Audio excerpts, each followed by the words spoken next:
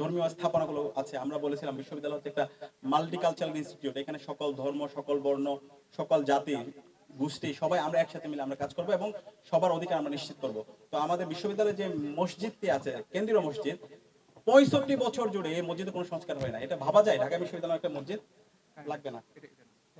আচ্ছা, তো 65 বছর ধরে একটা মসজিদের সংস্কার কাজ হয়নি। তো আমরা চেষ্টা করেছিলাম এর আগে, হচ্ছে জুলাই বিপ্লব পরবর্তী আমরা চেষ্টা করছিলাম বিভিন্ন ডোনার যারা আছে তাদের সাথে কথা বলার জন্য, বিভিন্ন ডোনার যারা আছে তাদের সাথে কথা বলার জন্য, এবং বিশ্ববিদ্যালয় প্রশাসনের সাথে কথা বলার জন্য, এবং আন্তর্জাতিক যারা ডোনার আছে মসজিদ নিয়ে কাজ করতে চায় তাদের সাথে কথা বলার জন্য। তো আমাদের প্ল্যান হচ্ছে আপদকালীন এই মসজিদকে সংস্কার করা, এবং এই দীর্ঘমেয়াদী পরিকল্পনা হচ্ছে এই মসজিদটাকে একটা কালচারাল সেন্টারে রূপান্তর করা।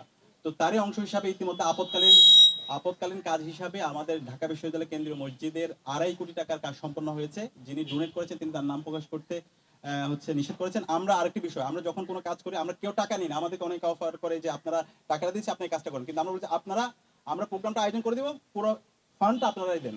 এই জায়গায় ট্রান্সপারেন্টের জায়গায় হচ্ছে আমরা খুবই এই জায়গায় আমরা খুবই ট্রান্সপারেন্ট, এবং তারাই সবকিছুই এই যে 2.5 কোটি টাকার কাজ হয়েছে সম্পূর্ণ তাদের লজিস্টিক সাপোর্ট, তাদের ম্যানেজমেন্ট সবকিছুর মাধ্যমে হয়েছে। আমরা তালিকাটা করে দিয়েছি।